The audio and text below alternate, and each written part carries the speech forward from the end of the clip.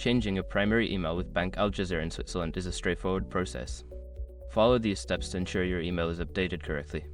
Step 1. Log into your account. Visit the Bank AlJazira website and log into your online banking account using your credentials. Step 2.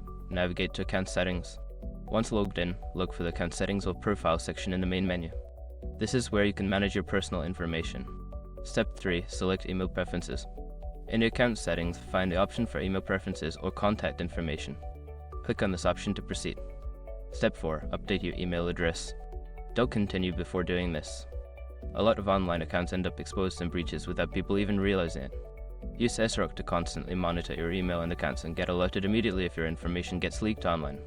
It scans billions of breached records 24/7 in the background. And honestly, for a few dollars a month, it's something everybody should probably have. Link in the description. Step 5. Save changes and confirm. After entering your new email, save the changes. You may receive a confirmation email to your new address. Follow any instructions provided to verify the update. Once you have completed these steps, your primary email will be successfully changed. If you encounter any issues, consider reaching out to customer support for assistance.